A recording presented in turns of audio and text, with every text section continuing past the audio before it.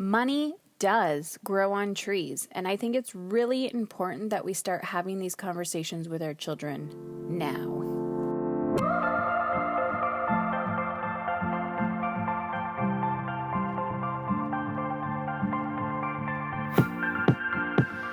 Okay, guys, I am back, and I'm really excited to talk about today's podcast because it's from my own personal experience, but I think it's just one of those pink elephants in the room that we need to talk about.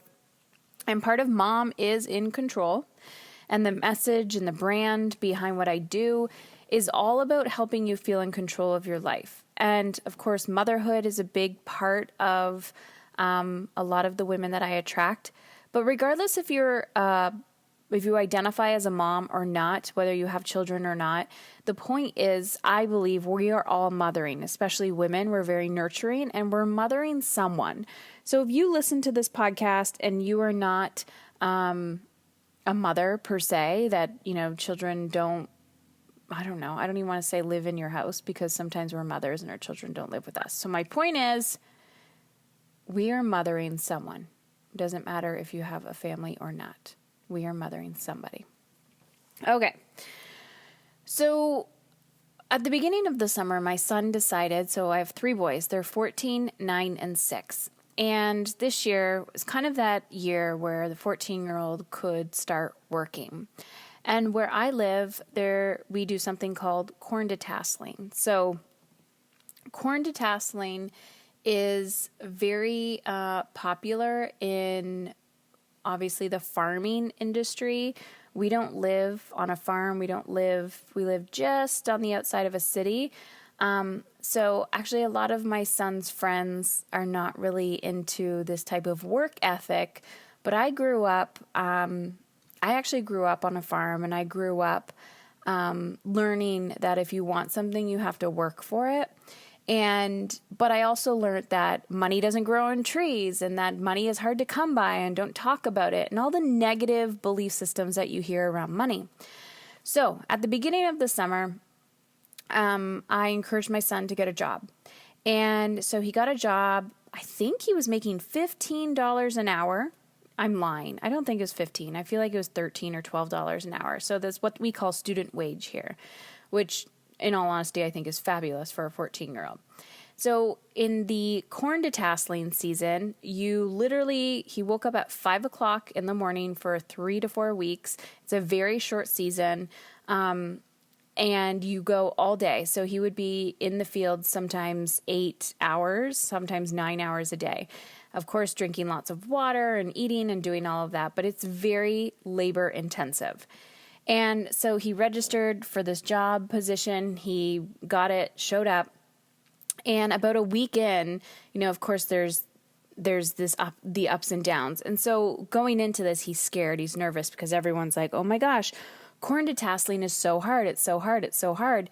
And I could see him wanting to give up, right? Just out of fear of trying something new, just out of fear of being scared.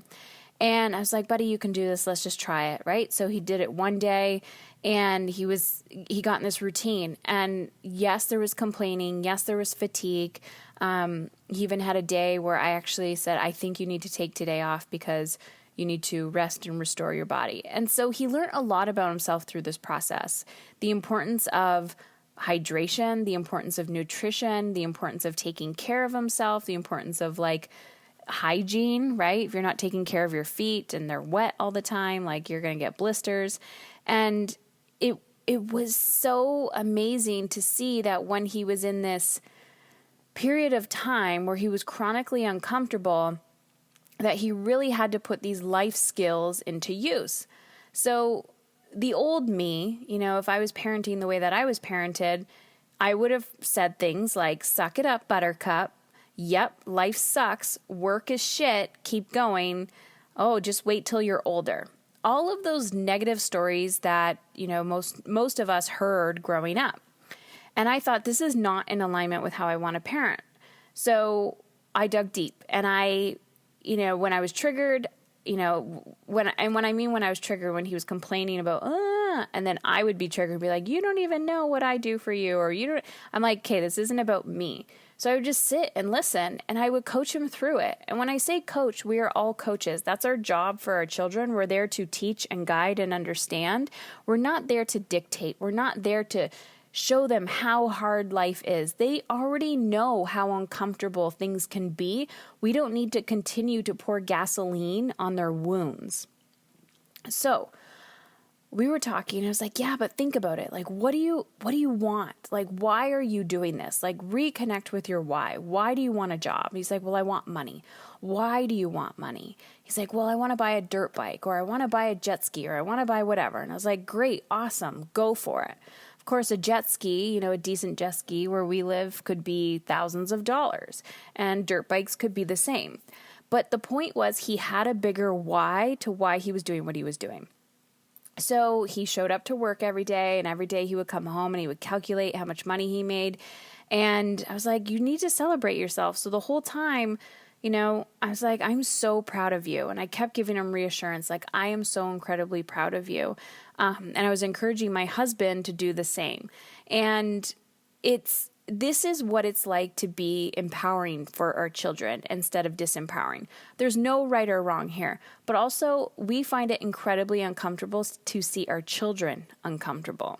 And I think that's a really important point, that we find it incredibly uncomfortable to see our children uncomfortable. And in this moment, in order for him to grow and in order for me to grow, I had to be okay with his discomfort. Because if it's not going to happen when he's 14, it's going to happen when he's out of high school. It's going to happen when he's in college. It's going to, he's going to get a job that he's not going to like eventually. So why don't I just bite my tongue, deal with my own big emotions and my fear and guilt and whatever I feel, and there's a lot of grief in that when your children start growing and you're like, oh my God, like you're not my little boy anymore. So I had to deal with my own big emotions that were coming up through this process. But here's the whole intention for this podcast. I wanted to call it Money Does Grow on Trees, because I was like, why doesn't money grow on trees? And so I did a quick Google search, and this is what I came up with. This whole meaning of money doesn't grow on trees. The meaning of this is that money is something that must be earned and that is not easy to acquire. It often means that you should be careful how much you spend because money is not an infinite resource. And I was like, oh my goodness, I was triggered. I totally agree that, it does take effort to acquire money, but it doesn't necessarily mean it needs to be hard work. Like, what is your definition of hard work? I love my work. I don't find anything hard about it. I find things uncomfortable. I'm constantly in a state of growth, learning new skills, getting outside my comfort zone. What feels hard to me would be like pushing a boulder up a mountain or having to do something that was not in alignment with what lit me up. Now, if somebody else was in my position, they'd be like, this is hard work. I don't like it. But sometimes people love their shit. They love what they do. And so the point is that it doesn't have to be hard to acquire something. That is such a mindset. And yes, you should be careful of where you spend your money. Be mindful of it. Are you just pissing money away because you're trying to solve a problem just by throwing money at it? Are you not being proactive and being very reactive? Are you avoiding looking at your bills? Like, I get it, but be mindful of your money. But this statement of because money is not an infinite resource. We have 3 resources: money, time, and energy. Time is not an infinite resource. We get 24 hours in a day, and that is it. Everybody gets 24 hours in a day. How we spend our time and our relationship to time will allow us to feel like we have more of it, right? That you have this emotional attachment to time, like, oh, I can breathe, inhale, exhale. But money and energy, these are 2 resources that we can create more of. Now, you have to think outside the box, right? So, of course, if you have one revenue stream, which could be trading your dollars for hours or whatever your current state of employment is. But then once you make money, your money can start making money for you. You can start investing. You can do other things like real estate. Like there's so many ways that you can make money. And when you are a child and your child says, or you're not a child, but when your kid says, I want money, awesome. Not so much go find a job, but think about how many ways, how easy it is to make money. You could literally pick up people's dog shit and they would pay you. I would pay somebody $5 a week or more. But if a kid came out knocking on my door and was like, I'm going to pick up your dog shit like every other day for $5 a week and you will never find a piece of shit again on your grass, I would be like, here you go, kid. And I would probably give them a bonus at the end of the year. So my point is, it's not that we can't find ways to make money, it's that we don't want to. So going back to this, I'm now getting on a rant. My son did not want to do this work. Did he find it hard? Yes. Was the work in alignment with what his soul was craving? No.